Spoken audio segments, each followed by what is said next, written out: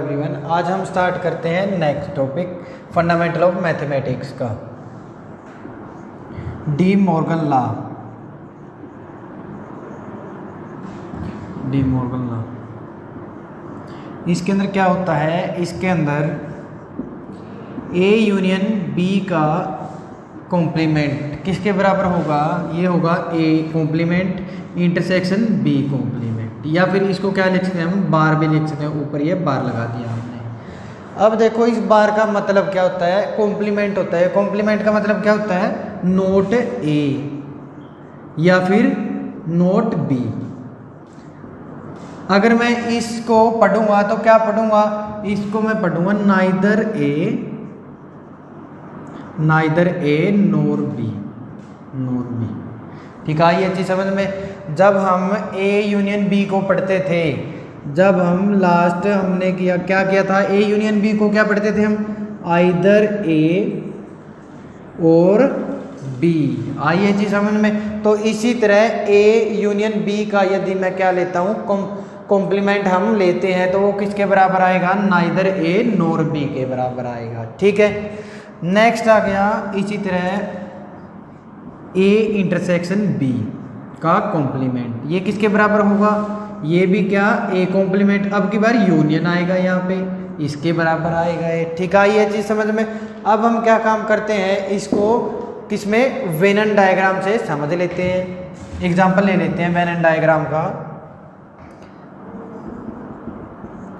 जैसे venom diagram ले लिया, ठीक है, ये ए है, ये बी पार्टिकल है, ये सी है और ये डी है। ठीक है, अब देखो हमें पहले क्या लिखना है, A union B. A union B लिखते हैं हम पहले। ए यूनियन बी का मतलब क्या होता है, ए बी का कॉमन पार्ट सारा, तो ये ए यूनियन बी किसके बराबर होगा, ए बी और सी के बराबर, ए बी सी के बराबर। ठीक है, आई समझ में ये चीज। और इसका क्या रह गया, कॉम्प्लीमेंट। कॉम्प्लीमेंट मतलब जो बाकी ये यूनिवर्सल सेट है, यदि मैं यूनिवर्सल सेट में से ए बी सी घटा दूं तो मेरे पास क्या आएगा, ए यूनियन बी का कॉम्प्लीमेंट आएगा हमारे पास। ये किसके बराबर आएगा, ए बी सी क्या है, यूनियन है, तो बचा क्या, डी पार्टिकल बचा। तो इसका मतलब ए यूनियन बी किसके बराबर आया, उसका कॉम्प्लीमेंट डी के बराबर आया। नेक्स्ट देखो, अब हम इसको लेफ्ट साइड हमने देख ली, नेक्स्ट हम ये करते हैं। यहाँ पे देखो ए नोट, ए देखो यहाँ पे क्या है, ये है ए नोट, क्या हुआ, बी और डी। तो यहाँ से मैंने क्या लिख दिया, ए नोट लिख दिया, किसके बराबर आया, ए नोट बी और डी के। मतलब ये यहाँ तक की क्या बाउंड्री तो ए की ही है, तो बच गया क्या है, यहाँ पे बी और डी बच गया, मतलब यहाँ पे हमने लिख दिया बी और डी लिख दिया। इसी तरह हम क्या काम करते हैं, बी को लिख लेते हैं बी बार, ये किसके बराबर आएगा, ये बराबर आएगा बी की सारी एलिमेंट्स को छोड़ के बाकी सारा कितना बच गया। अब यहाँ पे देखो बी की बाउंड्री है इतनी, ठीक है, उसमें से हमने क्या काम किया, यूनिवर्सल सेट में से बी माइनस कर दिया, तो क्या बचा हमारे पास, ए और डी बच गया, ए और डी बचा। ठीक है, हमें निकालना क्या है, ए इन बार यूनियन बी बार निकालना है। ये किसके बराबर आया, ए बार यूनियन बी बार, किसके बराबर। अब देखो इन दोनों का क्या लेंगे हम, यूनियन लेना है, यूनियन लेंगे, इंटरसेक्शन लेंगे, क्यों, क्योंकि यूनियन के साथ क्या है, इंटरसेक्शन है, ये यहाँ पे इंटरसेक्शन आएगा। ठीक है, तो ये आया बी डी इंटरसेक्शन और ए डी। देखो अब इंटरसेक्शन का मतलब क्या होता है, ए एंड बी, मतलब ए और बी का कॉमन पार्ट। अब यहाँ पे देखो ए बार और बी बार का कॉमन पार्ट क्या है, कॉमन एलिमेंट क्या है, इसके अंदर डी है, तो ये डी लिख दिया हमने। क्या प्रूव कर दिया हमने, ये प्रूव कर दिया ए यूनियन बी का बार किसके बराबर होगा, ए बार इंटरसेक्शन बी बार के बराबर होगा। ठीक है, ये चीज आई समझ में। अब देखो यहाँ पे जो ए यूनियन बी है, ए यूनियन बी की जो बाउंड्री है वो कौन सी है, यहां से ये सारी बाउंड्री किसकी है, ए यूनियन बी की बाउंड्री है। और ए इंटरसेक्शन बी की बाउंड्री कौन सी है, ए इंटरसेक्शन बी की बाउंड्री ये वाली है। ठीक है, नेक्स्ट हम क्या करते हैं, नेक्स्ट पार्ट कर लेते हैं इसी को। दोबारा से क्या करेंगे, डिफाइन करेंगे ए इंटरसेक्शन बी को। ठीक है, किसके बराबर है, A not union B not के बराबर। ठीक है, अब देखो A intersection B, A intersection B, A intersection B किसके बराबर आया, ए इंटरसेक्शन बी मतलब ए और बी का कॉमन पार्ट सी है, और उसके ऊपर क्या लगा रखा है, कॉम्प्लीमेंट, मतलब सी को छोड़ के बाकी जो सारे एलिमेंट्स है वो क्या होंगे, ए इंटरसेक्शन बी के पार्टिकल्स होंगे। मतलब ए इंटरसेक्शन बी कॉम्प्लीमेंट किसके बराबर आया, ए बी और डी। ठीक है, ये चीज समझ आया भाई। सी क्या है, ए बी का यूनियन इंटरसेक्शन है। तो अगर मैं इसको माइनस कर देता हूँ यूनिवर्सल सेट में से, तो हमारे पास क्या बच जाएगा, ए बी डी। अब इसी तरह हम राइट साइड को सोल्व कर लेते हैं। राइट साइड क्या है, ए बार यूनियन बी बार। ए बार लिख लेते हैं हम। अब ए बार किसके बराबर आएगा, ए बार किसके बराबर आएगा, अगर ये चीज काट दिया मैंने तो क्या बच गया, बी और डी बच गया, बी डी। इसी तरह बी बार किसके बराबर आएगा, बी बार बराबर आएगा ए और डी के बराबर आया। ठीक है, अब हमें क्या चीज लेना है, ए बार यूनियन बी बार लेना है। ए बार यूनियन बी बार किसके बराबर आएगा, मतलब ए और बी का क्या यूनियन लेना है। अब देखेंगे B D union A D. ठीक है, अब हम इसको एक कंप्लीट सेट बना देंगे। क्या सेट बनाइए, ए बी और डी। देखो ये किस चीज के बराबर है, इसके बराबर है। इसका मतलब ए इंटरसेक्शन बी का बार किसके बराबर होगा, ए बार यूनियन बी बार के बराबर होगा। आई ये चीज समझ में। अब नेक्स्ट टॉपिक करते हैं, डी मॉर्गन लॉ। ये जेई मेंस के लिए इंपॉर्टेंट है, जेई मेंस का टॉपिक है, जेई मेन टॉपिक। ठीक है, नेक्स्ट देखो,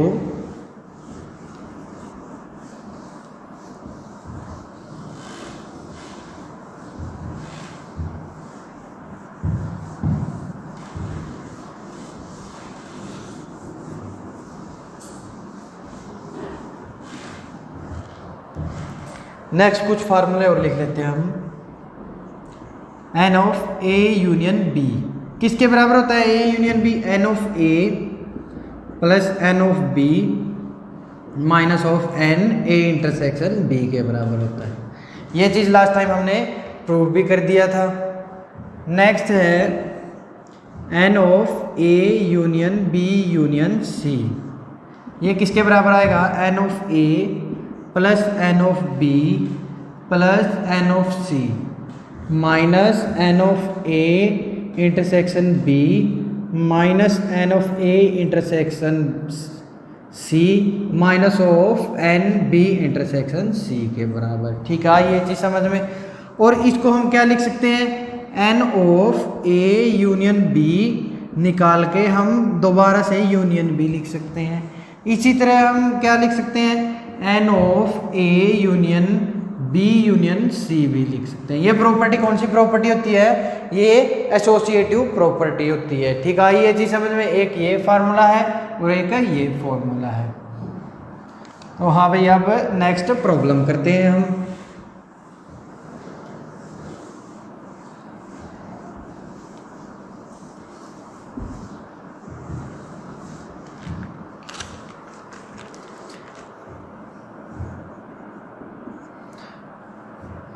x and Y are two sets, X and Y are two sets दे रखे हैं।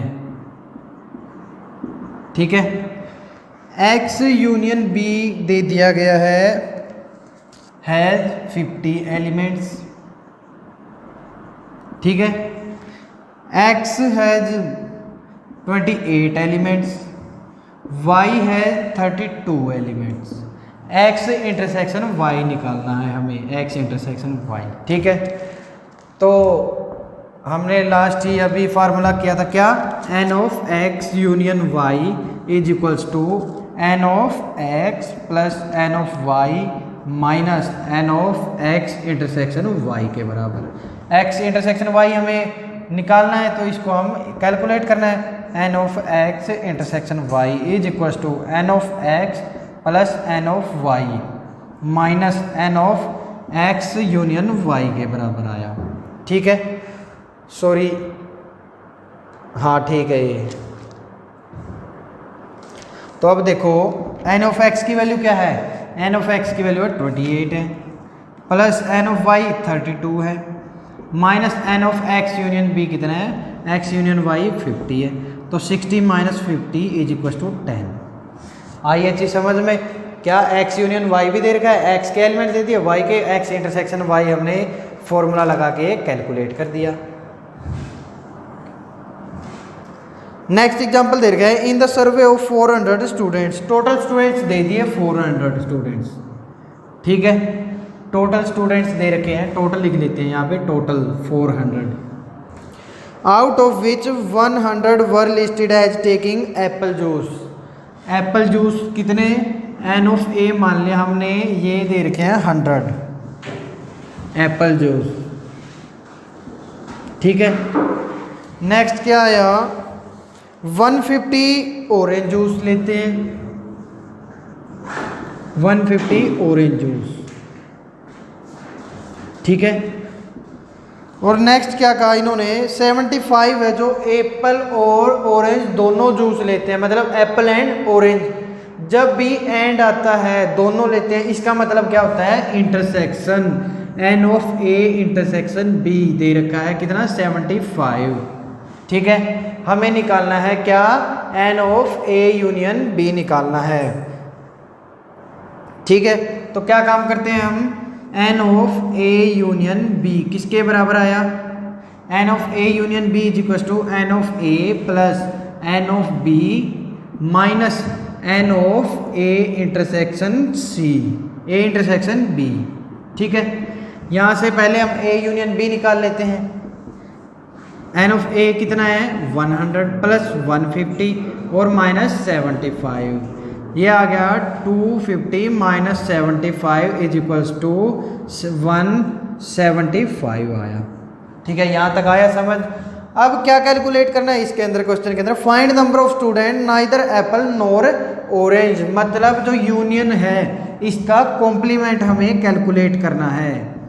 ए यूनियन बी का कॉम्प्लीमेंट किसके बराबर होगा, ये टोटल में से हम जितने एप्पल जूस या ऑरेंज जूस लेते हैं उसको कैलकुलेट कर देंगे। तो 400 माइनस 175 इज इक्वल टू कितना है, 225 के इक्वल आया। ठीक है, आई ये चीज समझ में।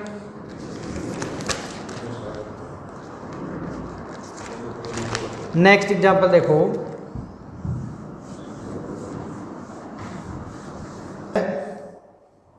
स्टार्ट है।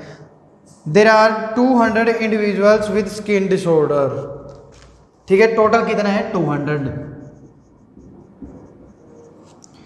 इसके अंदर 120 एक्सपोज टू केमिकल 1, केमिकल 1 को एक्सपोज कर दिए कितने, 120, और केमिकल सेकंड को कर रखा है एक्सपोज्ड 50, और 30 क्या, बोथ। बोथ का मतलब क्या होता है, ए यूनियन बी, अगर मैं इसको ए मानता हूँ इसको बी, तो ए यूनियन इंटरसेक्शन बी किसके बराबर आएगा, ये है 30 के बराबर। ठीक है, find the number of individual expose to chemical 1 but not 2। एक को इंडिविजुअल कर रखा है, मतलब एक को डायरेक्ट हमने क्या काम किया, पहले हम यूनियन निकाल लेते हैं, n of A union B किसके बराबर होगा, n of A plus n of B minus n of क्या, n of A intersection B. यहाँ से वैल्यू पुट कर देते हैं, एन ऑफ ए की 120 प्लस 50 और माइनस 30, 170 माइनस 30 कितना आया, यह आ गया 140। ठीक है, यहाँ तक समझ आया। अब कैलकुलेट क्या करना है, chemical, find the number of individual expose to chemical 1 but not chemical 2। Chemical 1 के अंदर एक्सपोज कर दिया ओनली। देखो जैसे हम इसका वेन डायग्राम बना लेते हैं, 1 के अंदर कितने हैं, 120 है। ठीक है, इंटरसेक्शन आ गया, ये ए है ये बी है, डायरेक्ट वेन डायग्राम से कर देते हैं हम। ए के अंदर 120 दे रखे टोटल, पहले देखो ए और बी का इंटरसेक्शन कितना दे रखा है हमें, ये दे रखा है ए इंटरसेक्शन बी 30, ठीक है। तो इसने क्या कहा, find chemical 1 but not chemical 2, मतलब ये चीज कट गई, 120 में से 30 का कितने रह गए, ये 90 आया, फर्स्ट पार्ट क्या गया 90 आ गया। सेकंड इसने पूछा है केमिकल 2 के अंदर एक्सपोज कर दिए फर्स्ट की बजाय, देखो 20 यहाँ या 30 यहाँ गए तो 50 टोटल थे इस 2 के अंदर, तो 50 माइनस 30 कितने रह गए, 20 रह गए। यहाँ तक आया समझ। और थर्ड है 1 और केमिकल 2, ये चीज हमने ए यूनियन बी कैलकुलेट कर ही दिया है, ठीक है। ये चीज समझ में, ये क्या है, वेन एंड डायग्राम से हमने इजी से सोल्व कर दिया इस क्वेश्चन को आराम से। अब हम नेक्स्ट पार्ट करते हैं इस चैप्टर का।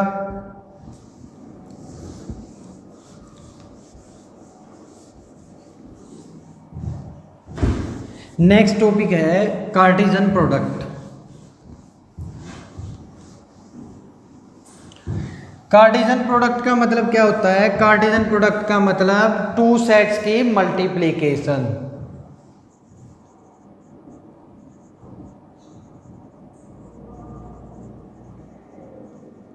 Cartesian product of two sets, ठीक है। इसको कैसे लिखेंगे, ए क्रॉस बी से लिखेंगे, आई समझ। जहां पे ए बिलोंग करेगा, अगर इसको ऐसे लिखो,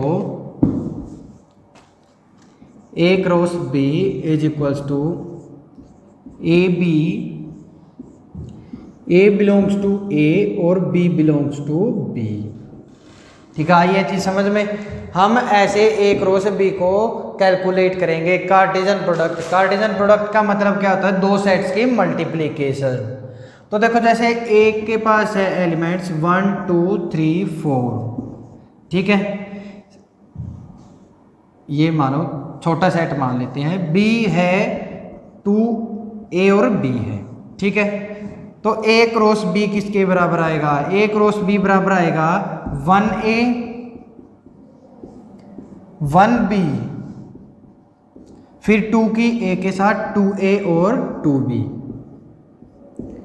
अब एक चीज और देखो, यहाँ पे हम ये भी कैलकुलेट कर सकते हैं भाई, कार्टेशियन प्रोडक्ट के अंदर नंबर ऑफ एलिमेंट्स कितने होंगे। तो number of elements in Cartesian product, या फिर सीधा लिखो number in A cross B is equal to किसके बराबर हो गए, यदि x एलिमेंट्स है किसके अंदर, a के अंदर, x नंबर ऑफ एलिमेंट्स, और b के अंदर क्या है, y नंबर ऑफ एलिमेंट्स है।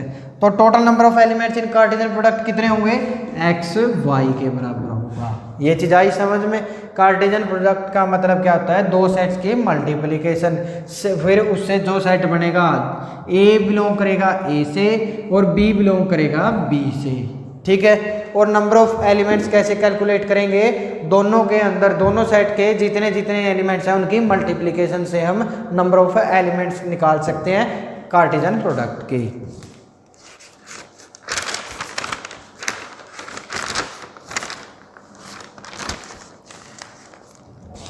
जैसे इस टाइप का क्वेश्चन भी आ सकता है, कोई भी सेट दे दिया A cross B, P Q P R M Q M R, ये बताओ भाई ए के एलिमेंट्स कौन से हैं और बी के एलिमेंट्स कौन से हैं। तो ए के एलिमेंट्स कौन से होंगे, जो फर्स्ट एलिमेंट होगी। अब देखो इसके अंदर फर्स्ट एलिमेंट क्या क्या है, पी पी एम एम, मतलब पी और क्यू, ये एलिमेंट्स क्या हुए, ये एलिमेंट्स है किसके, ए सेट के। इसी तरह बी के कौन से होंगे, बी के क्यू और आर आ गया, ठीक है। अब देखो ये भी पता लगा लेते हैं हम, देखो दो दो पार्टिकल्स थे इसके अंदर, ए और बी सेट्स के अंदर, तभी तो हमारे क्या बने, 4 कार्टेशियन प्रोडक्ट बने हैं। तो ये चीज भी पता चल गई भाई, how many numbers of elements A और क्रॉस बी में आएंगे।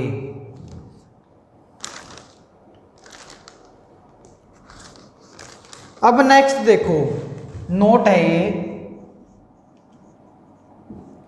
यदि कोई भी कार्टेशियन प्रोडक्ट दे दिया या रिलेशन दे दिया r क्रॉस r, इसका मतलब क्या है, इसका मतलब है जो डोमेन है वो भी आर है, जो सेट ए है वो भी किससे रिलेटेड है, आर से रिलेटेड, मतलब रियल नंबर।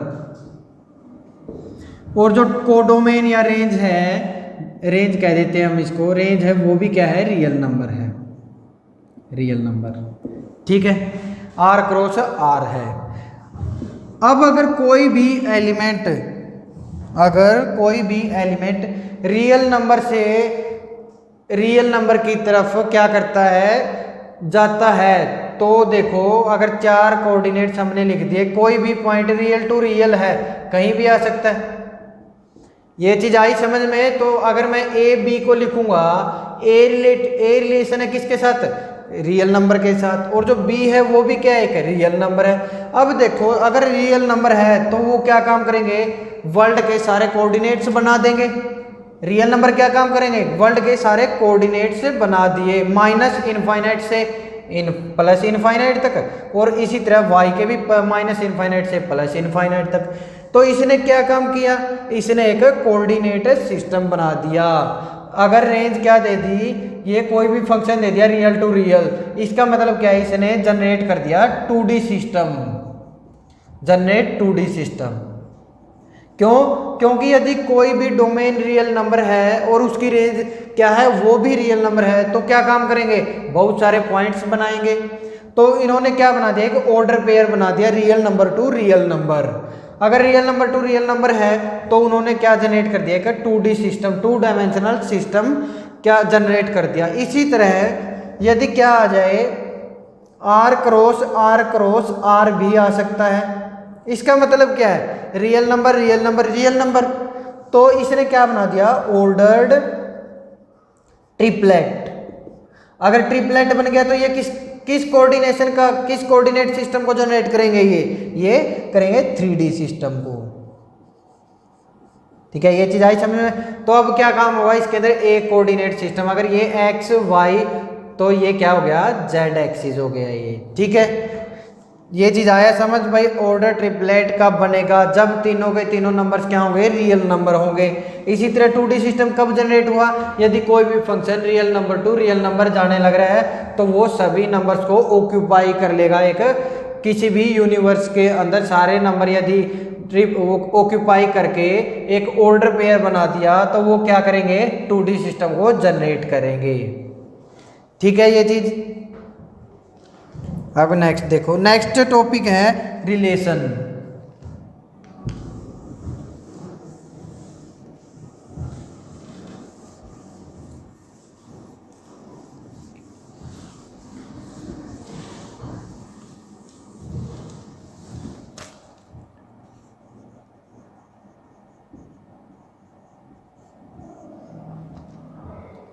रिलेशन क्या होता है, रिलेशन एनी सबसेट होता है, any subset of A cross B. ठीक है, आइए चीज समझ। मान लिया ए के एलिमेंट्स है 1 2 और 3, और बी है ए बी और सी। पहले हम कैलकुलेट करते हैं ए क्रॉस बी। ये किसके बराबर आएगा, 1A 1B 1C, 2A 2B 2C, 3A 3B और 3C। ठीक है, ये चीज, ये हमने क्या कर दिया, कार्टेशियन प्रोडक्ट निकाल दी सेट ए और सेट बी की। ठीक है, अब अगर हमें ये कह दिया जाए भाई कोई भी रिलेशन है, मान लिया R1 है 1A 3C और 2B, ये रिलेशन है या नहीं है। तो देखो हमें पता है जो रिलेशन होता है क्या होता है, रिलेशन होता है subset of A cross B का। R is the subset of A cross B. तो देखो R सबसेट है ए बी का, मतलब R के अंदर ए क्रॉस बी के एलिमेंट्स मिलेंगे, यही मतलब होता है सबसेट का। तो यहाँ पे देखो 1A ए क्रॉस बी में है 3C है 3C भी है, और 2B भी इसके अंदर है। इसका मतलब ये एक वन टाइप ऑफ रिलेशन है। लेकिन हमें ये नहीं पता रिलेशन क्या है, लेकिन है जरूर ये रिलेशन का एग्जाम्पल जरूर है। इसी तरह हम सेकंड एग्जाम्पल ले लेते हैं R2। मान लिया ये ले लिया 1A, बताओ ये रिलेशन है या नहीं है। अब क्या देखेंगे, R2 वो बिलोंग करता है A क्रॉस B से या नहीं। देखो 1A A क्रॉस B में है कहीं, है, तो इसका मतलब ये भी रिलेशन है हमारा। ठीक है, तो ऐसे कोई ना कोई रिलेशन अगर हमें निकालना है तो क्या होना चाहिए, R is subset of A cross B होना चाहिए, तभी हम क्या कहेंगे ये रिलेशन बनेगा, किसी भी नंबर का या टू सेट्स के अंदर रिलेशन होगा। नेक्स्ट थिंग, अगर हमें कैलकुलेट करने पड़ जाए भाई दो सेट के बीच नंबर ऑफ रिलेशंस निकालो, कैसे कैलकुलेट करेंगे। मान लिया ए सेट के अंदर नंबर ऑफ एलिमेंट्स हैं m, number of elements m है, बी सेट के अंदर नंबर ऑफ एलिमेंट्स दे दिया n है, तो निकालो ए और बी में कितने रिलेशंस बनेंगे। तो number of relations is equal to 2 की पावर mn। ठीक है, अगर दो सेट्स के बीच रिलेशन निकालने पड़ जाए कितने नंबर ऑफ रिलेशन से निकलेंगे, तो किसके बराबर होगा, 2 की पावर mn के बराबर होगा। आइए अच्छी समझ।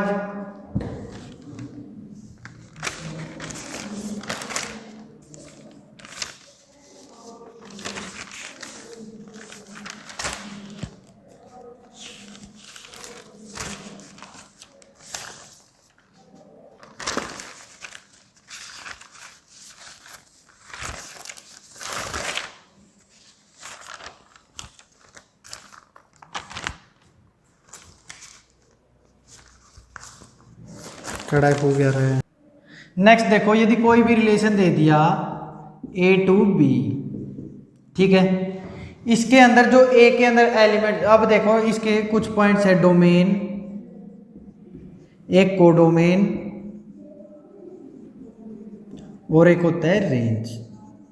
ठीक है, जो डोमेन होगा every element in set A, every element in set ए को मैं क्या कहूँगा, डोमेन कह दूंगा। ठीक है, ये चीज़ समझ। मान लिया कोई भी रिलेशन दे दिया 1 2 3 4 ए बी और सी। ठीक है, ये रिलेशन दे रखा है कोई A to B का, तो इसके अंदर जो सेट A के अंदर सारे एलिमेंट्स हैं वो सभी क्या होंगे, वो सभी डोमेन के होंगे। ठीक है, आइए चीज समझ। जो बी सेट के अंदर सभी एलिमेंट्स है, टोटल एलिमेंट्स होंगे, वो सब क्या होंगे, कोडोमेन। कंप्लीट सेट ओ, कंप्लीट सेट बी लिख देते हैं हम, कंप्लीट सेट बी। ठीक है, नेक्स्ट आया रेंज। रेंज का मतलब क्या है, रेंज है जो एलिमेंट ए के साथ जुड़ा हुआ है वो उसकी क्या हुई, रेंज हुई, या फिर हम क्या कह सकते हैं, आउटपुट भी कह सकते हैं इसको, फंक्शनल आउटपुट। आइए चीज समझ। देखो यहाँ पे मान लिया ये 4 एलिमेंट्स हैं, ये डी है और ये ऐसे बना दिया, कोई रिलेशन दे दिया, कोई भी रिलेशन दे दिया, 1 के साथ ए अटैच है, 2 के साथ बी अटैच है, 3 के साथ सी अटैच है और 4 ही सी के साथ अटैच है। ये बच गया हमारा, डी बच गया है। अगर मैं ये कहूँ कंप्लीट सेट बी है, ए बी सी डी, तो जो कोडोमेन अगर लिखे हम किसके बराबर होगी, कोडोमेन होगी ए बी सी और डी के बराबर। ठीक है, ये चीज समझ। जो रेंज है वो होगी जो ए के एलिमेंट्स के साथ अटैच है, बस वही ए बी और सी। अब एक चीज देखो, जो रेंज के अंदर जो एलिमेंट आने लग रहे हैं वो डी के अंदर भी है, मतलब जो कोडोमेन है वो क्या है, सुपर सेट है किसका, रेंज का। तो मैं क्या लिख सकता हूं, range is the subset of codomain. आइए चीज समझ में। जैसे ये कह दिया जाए, एक एग्जांपल और लेके देखते हैं।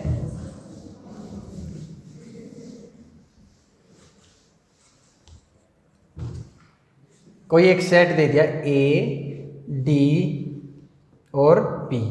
ठीक है, इस सेट के अंदर एक सेट ए दे रखा है, इसके अंदर लेटर्स, और सेट बी के अंदर दे दिया भाई सेट ए के अंदर जो एलिमेंट्स हैं उनके फर्स्ट वर्ड सिटीज के नेम दे दिए। मान लिया ए से आगरा लिख दिया, डी से दिल्ली लिख दिया हमने, धनबाद लिख दिया, और पी से पुणे लिख दिया, और एक और लिख लेते हैं कोई भी सी एच चंडीगढ़ लिख दिया, ये पुणे और ये सी एच डी।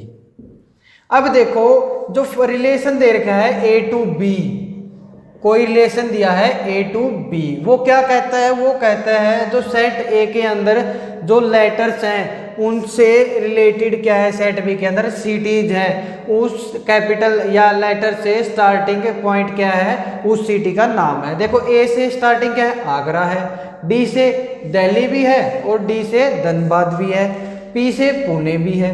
अब हमें क्या करेंगे इनकी डोमेन लिखनी है। डोमेन क्या है इसकी, डोमेन आई ए डी और पी आई, ए डी और पी आई।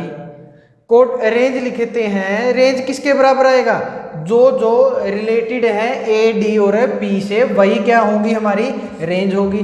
देखो ए के साथ रिलेशन किसका है, आगरा का रिलेशन है, ठीक है। डी के साथ किसका रिलेशन है, डी के साथ दिल्ली का रिलेशन भी है, और डी के साथ किसका धनबाद का रिलेशन भी है।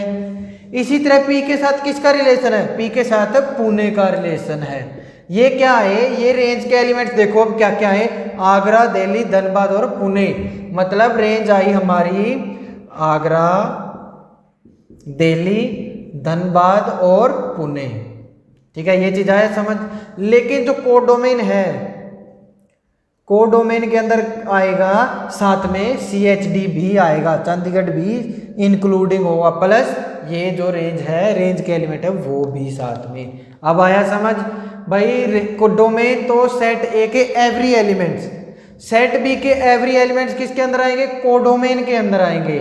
लेकिन जो रेंज होगी वो क्या होगी, जो सेट बी के एलिमेंट्स है वो आउटपुट आई है किसकी, किस किस एलिमेंट की आई है ए के साथ, ए के पार्टिकल्स की, ठीक है। आई समझ, ए के साथ क्या क्या चीजें अटैच है। नेक्स्ट देखो,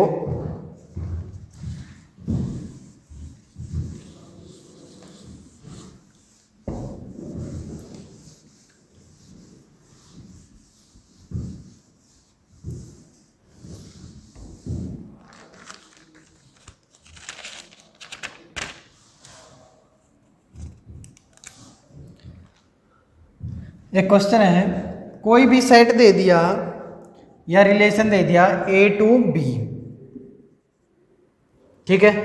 जो सेट बी होता है वो क्या होता है, कोडोमेन होता है। ये कोई रिलेशन दे गया ए टू ए का, डिफाइन फ्रॉम ए टू ए तक डिफाइन कर रखा है, ये डिफाइन ए टू ए तक। इसके एलिमेंट्स है, ए के एलिमेंट्स 1 2 3 4 और 5, ठीक है। और एक रिलेशन क्या दिया, r is equals to X और y is equals to x plus 1 के बराबर, ठीक है। अब हमें इसकी क्या लिखनी है, डोमेन, कोडोमेन और रेंज लिखनी है। पहले डोमेन बताओ क्या होगी। डोमेन तो हमें पता है जो ए एलिमेंट होता है फर्स्ट एलिमेंट उसके सारे एलिमेंट्स होते हैं 1 2 3 4 5, ठीक है। कोडोमेन क्या होगी, जो सेट भी होगा कंप्लीट वो क्या होगी, कोडोमेन होगी। अब की बार देखो अपना जो रिलेशन है वो क्या दे रखा है, ए टू ए ही दे रखा है, मतलब जो कोडोमेन है वो भी क्या है, ए ही है। 4 5, आइए चीज समझ। अब रेंज कैलकुलेट करनी है। रेंज के लिए हमें किसका यूज करना पड़ेगा, इस रिलेशन का यूज करना पड़ेगा। रेंज देखो यदि मैं 1 पुट करता हूं x की जगह तो y की वैल्यू क्या आ रही है हमारे पास 2, मतलब 1 2 2 3 3 4 और 4 5, ठीक है। ये चीज आया, ये हमारा एक रिलेशन बन गया। अब इसके अंदर जो सेकंड एलिमेंट होगा वो क्या होगी, रेंज होगी। रेंज किसके बराबर आएगी, अब 2 3 4 और 5। आइए चीज समझ भाई, रेंज कैसे निकालेंगे हम, जो सेकंड एलिमेंट होगा आउटपुट का वही क्या होगी, रेंज होगी।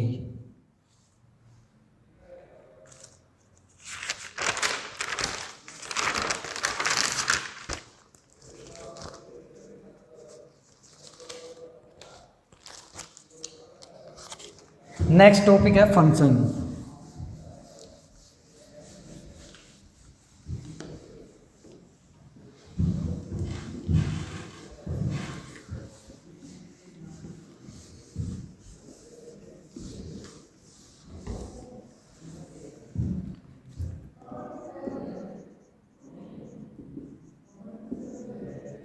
फंक्शन का मतलब क्या है? फंक्शन एक स्पेशल टाइप ऑफ रिलेशन है,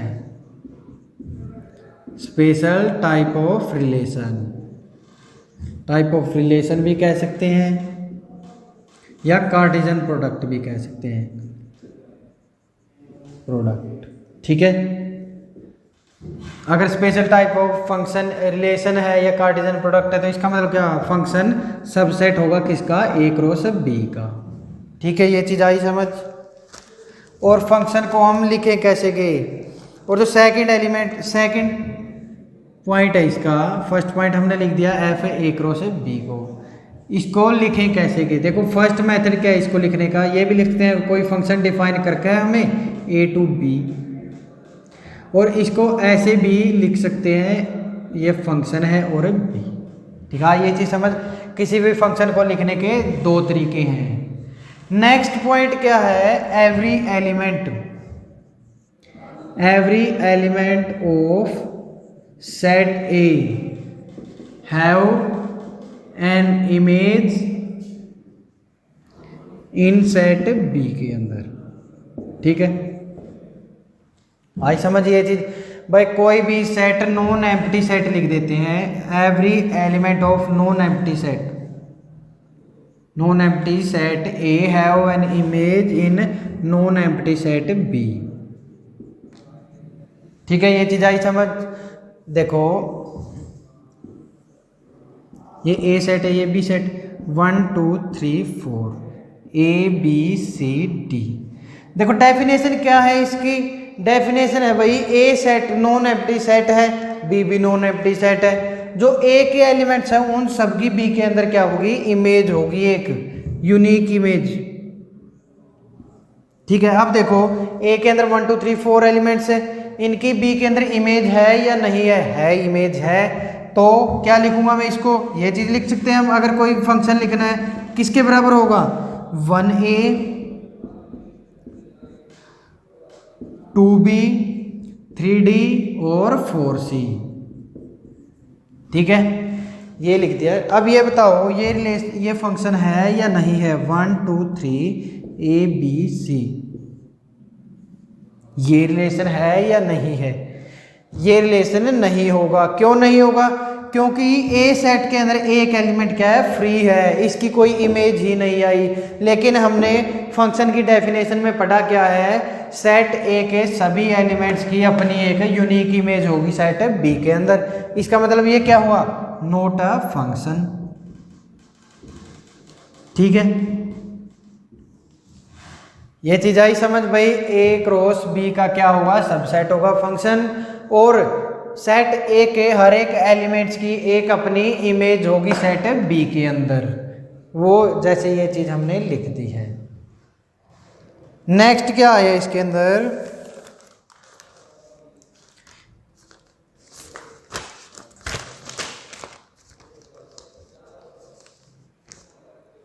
इसके अंदर भी हम क्या पढ़ लेते हैं? डोमेन, कोडोमेन और रेंज पढ़ लेते हैं। फंक्शन के अंदर भी डोमेन, जो डोमेन होगी वो क्या होगी? कंप्लीट सेट ए,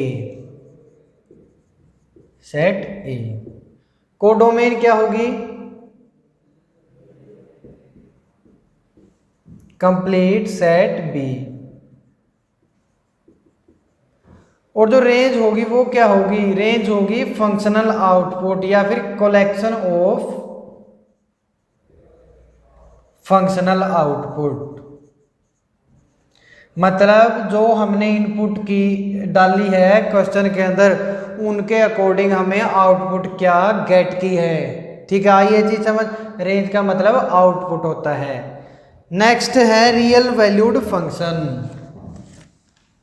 रियल वैल्यूड फंक्शन क्या होती है?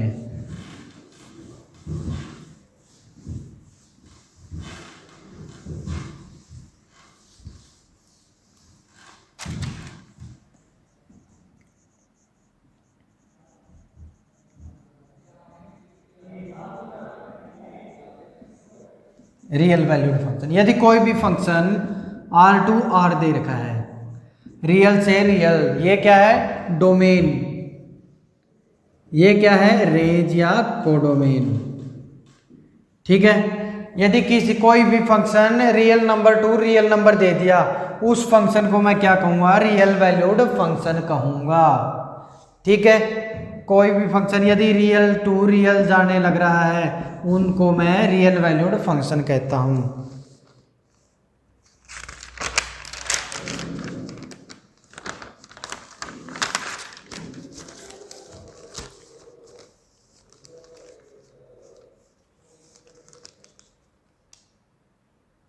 अब देखो, जैसे एक क्वेश्चन लिख दिया f of x is equals to X square plus 1,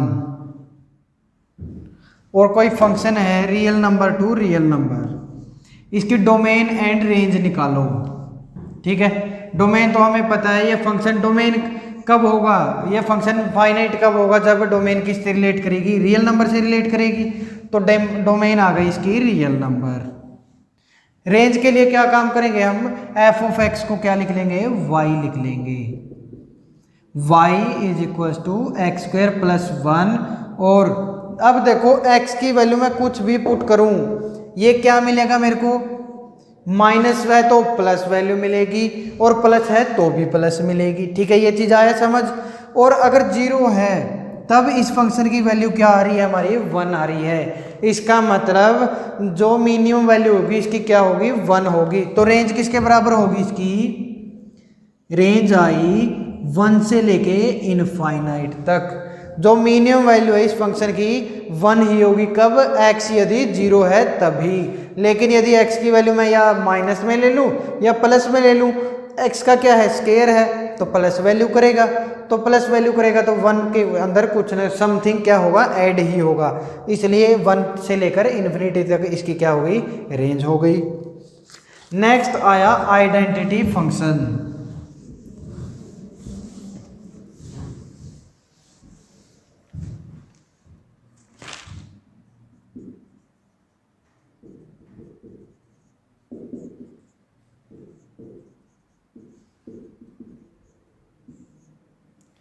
यदि कोई भी फंक्शन दे दिया y is equal to F of X is equal to X के बराबर, ठीक है समझ। तो इसको हम क्या कहेंगे, आइडेंटिटी फंक्शन कहेंगे। इसका ग्राफ क्या होगा, इसका ग्राफ डायरेक्ट स्ट्रेट लाइन होगा जो ओरिजिन से होकर गुजरेगी। ये x, ये y, और ये लाइन क्या है, y is equal to X के बराबर। ये कौन सा फंक्शन आ गया, आइडेंटिटी फंक्शन। भाई y और x क्या है, इक्वल है। नेक्स्ट है constant function.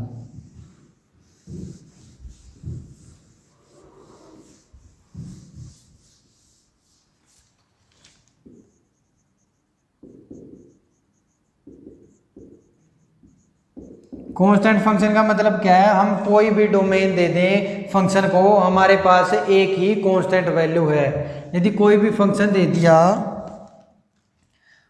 f of x is equal to Y is equal to C, हम x की कुछ भी वैल्यू रख लें, x belong to real number है, लेकिन मेरा y किसके बराबर आ रहा है, c के बराबर भी आने लग रहा है, तो इसको मैं क्या कहूँगा, कांस्टेंट फंक्शन। मेरी रेंज क्या आ रही है, रिलेशन जो रेंज बिलोंग्स टू c के बराबर, ठीक है। आई ये चीज समझ। तो क्या आया इसका मतलब, इसका ग्राफ क्या होगा, ये ग्राफ होगा y is equal to C. x की मैं कुछ भी वैल्यू रख लूँ, कोई इफेक्ट ही नहीं हो रहा, सेम वैल्यू हमें प्राप्त होने लग रही है, y इज इक्वल टू सी। तो ये फंक्शन कौन सा आ गया, कांस्टेंट फंक्शन आ गया ये, ठीक है। जैसे ये a सेट है, ये b सेट है, 1 2 3 4, यहाँ पे सिर्फ एक ही एलिमेंट है, इसकी भी यही है, ये और ये, ठीक है। आज समझिए जी, देखो ये फंक्शन है, क्यों, क्योंकि इन सब की अपनी एक यूनिक इमेज है, किसके अंदर, बी के अंदर। वो सेम हो भी सकती है और सेम ना भी हो सकती है, फंक्शन तो है ही ये, और नेम हमने इसको क्या दे दिया, कांस्टेंट फंक्शन। क्यों, क्योंकि इनपुट पे आउटपुट के ऊपर कोई भी इफेक्ट ही नहीं पड़ रहा अगर हम इनपुट चेंज कर रहे हैं तो इसलिए हमने इसको नाम दे दिया कांस्टेंट फंक्शन, ठीक है। नेक्स्ट टर्न हम पढ़ेंगे पॉलिनोमियल फंक्शन।